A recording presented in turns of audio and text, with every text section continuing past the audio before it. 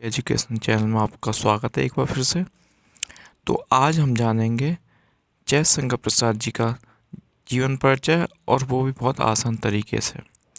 यहाँ पर आपको बता दूं कि हमें इनकी जो कवि होते हैं, लेखक होते हैं, इनकी जन्म तिथि को हमेशा याद रखना चाहिए। बाकी की बातें आप बना कर लिख सकते हैं, मैं बताऊँगा किस प्रकार से। किसी भी कवि ने महान कार्य किया, ये हम लिखेंगे महान कवि थे आप, महान लेखक थे, महान आपकी रचनाएँ हैं। आपकी रचनाएँ आम लोगों की समझ में बड़ी आसानी से आ जाती हैं। इस प्रकार से हम कुछ कॉमन फैक्टर लिख देते हैं, जिससे कि हमारा जीवन परिचय के जन्म तिथि और उनके जन्म स्थान याद होने से हमारे पूरे नंबर पक्के हो जाते हैं। तो हम यहाँ पर कोशिश करेंगे कि हमें जीवन परिचय याद ना हो तो उसमें कुछ बातें हमें याद हो जाएं।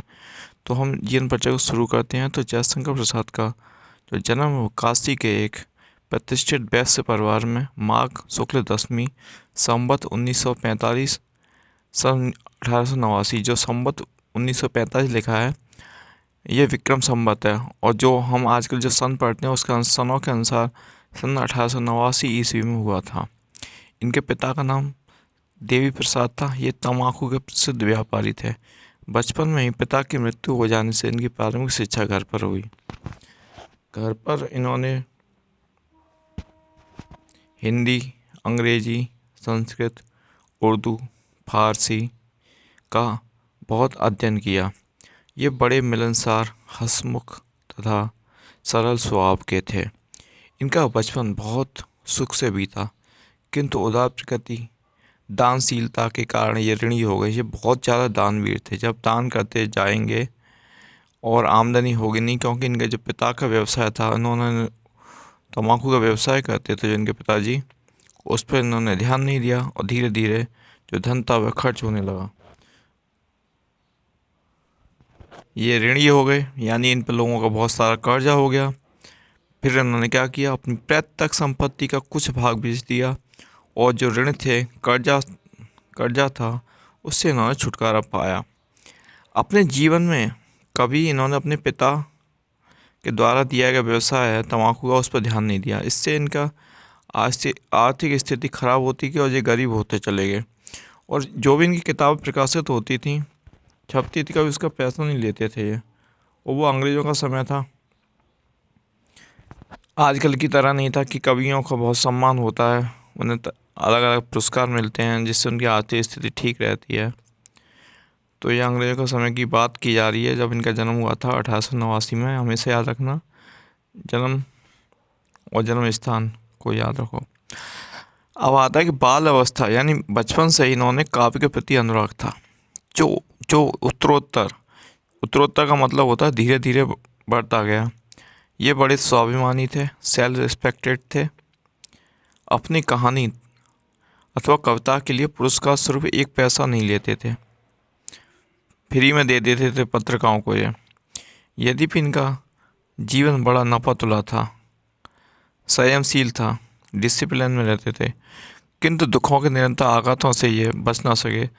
और विक्रम संवत 1994, अर्थात जो सनों में हम लोग बात करते हैं, जिस प्रकार की इस समय 2021 चल रहा है, तो उसके अनुसार सन 1937 ईस्वी में इनका, जयशंकर प्रसाद का, स्वर्गवास हो गया। क्षय रोग, टीबी को क्षय रोग बोलते हैं, जिसे इंग्लिश में बोलते हैं ट्यूबरकुलोसिस, और हिंदी में क्षय रोग अथवा तपेदिक रोग भी बोला जाता है। उस बीमारी के कारण इनको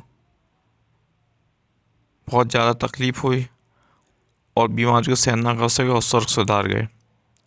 इनकी मृत्यु हो गई, और एक हिंदी साहित्य ने एक महान कवि, लेखक को खो दिया, नाटककार को।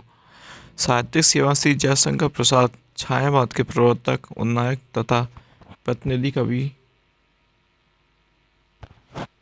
के साथ साथ युग प्रवर्तक, नाटककार, कथाकार तथा उपन्यासकार भी थे। ये क्वेश्चन हमेशा याद आता है कि जयशंकर प्रसाद किस प्रकार के कवि थे, तो वहाँ पर लिखा जाएगा आपको छायावाद के कवि थे। कभी कभी यही पूछ लिया था कि छायावाद के किसी एक कवि के नाम लिखिए, तो वहाँ पर आप जयशंकर प्रसाद को लिख देना। ट्रिक याद कर लेना कि शंकर की छाया में हम लोग रहते हैं, भगवान शंकर की में। तो उस प्रकार से छाया अर्थात जयशंकर प्रसाद छायावाद के प्रवर्तक हैं। युग प्रवर्तक नाटक भी इन्होंने लिखे, इनके नाटक काफ़ी प्रसिद्ध हैं। प्रेम और सौंदर्य इनके काव्य के प्रमुख विषय रहे हैं, प्रेम और सौंदर्य, किंतु मानवीय संवेदना उनकी कविता का प्राण है। अब हम आते हैं इनकी रचनाओं पर। जो प्रसाद जी अनेक विषयों एवं भाषाओं के प्रकांड पंडित थे और प्रतिभा संपन्न कवि थे। इन्होंने नाटक, उपन्यास, कहानी, निबंध आदि सभी साहित्यिक विधाओं पर अपनी लेखनी चलाई। अपनी कृतियों से उन्हें अलंकृत किया। इनका काव्य हिंदी साहित्य की अमूल्य निधि है। इनके प्रमुख काव्य ग्रंथों का विवरण इस प्रकार है। कामायनी बहुत ज़्यादा इनका फेमस ग्रंथ है। यह प्रसाद जी की कालजयी रचना है। इसमें मानव को श्रद्धा मनु के माध्यम से हृदय और बुद्धि के समन्वय का संदेश दिया गया है। इस रचना पर कवि को मंगला प्रसाद पारितोषिक भी मिल चुका है। आंसू, यह भी अत्यंत प्रसिद्ध इनकी एक रचना है। यह प्रसाद जी का वियोग काव्य है। आंसू से जाहिर हो रहा है कि दुखी होता है व्यक्ति, तभी आंसू निकलते हैं, तो यह प्रसाद जी का वियोग काव्य है। इसमें वियोग जनित पीड़ा और दुख मुखर हो जाता है। लहर, यह प्रसाद जी का भावनात्मक काव्य संग्रह है, इमोशनल। झरना भी बहुत आता है, एग्जाम में पूछ लिया जाता है कि झरना के लेखक कौन है। तो झरना प्रसाद जी की ही एक रचना है। इसमें सौंदर्य और प्रेम की अनुभूति साकार हो उठती है। अब हम आते हैं इनकी कहानियों पर। तो कहानी इन्होंने कौन कौन सी लिखी है? आकाशदीप याद रखना। आकाशदीप तो बहुत ज़्यादा रिपीटेड क्वेश्चन होता है इंटरमीडिएट एग्जाम में हिंदी में, चाहे साहित्य हो या सामान्य हो। तो कहानी लिखी है इन्होंने। सबसे पहले बात करें आकाशदीप पर। नंबर 2 पर है इंद्रजाल। नंबर 3 पर प्रतिध्वनि। नंबर 4 पर आंधी। और उपन्यास पे आते हैं। जो उनके उपन्यास है कंकाल, तितली, इरावती, अपूर्ण उपन्यास। याद रखना कि एक कभी ये क्वेश्चन भी आता है कि जयशंकर प्रसाद जी की अपूर्ण उपन्यास का नाम बताइए, तो उसका नाम है इरावती। निबंधों पे आते हैं हम। जो इनके निबंध हैं वो इस प्रकार: चंपू, प्रेमराज, इनके अन्य काव्य ग्रंथ चित्राधार, कानन कुसुम, करुणालय, महाराणा को महत्व, प्रेम पथिका आदि।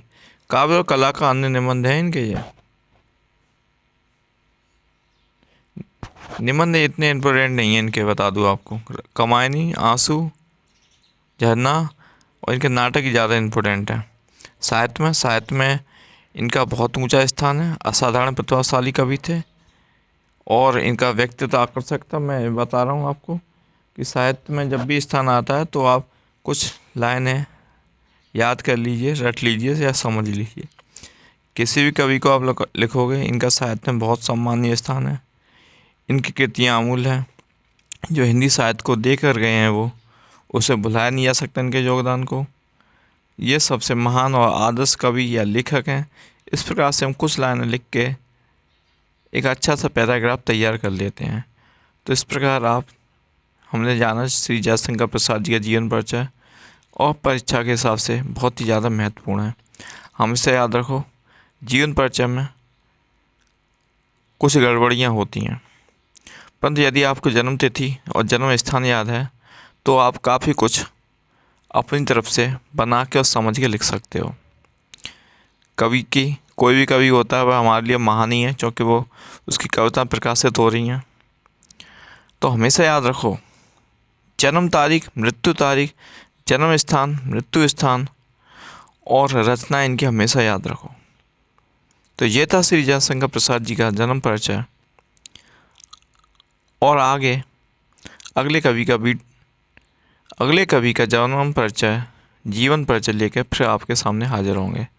तब तक के लिए धन्यवाद, नमस्कार। चैनल को सब्सक्राइब कर लेना।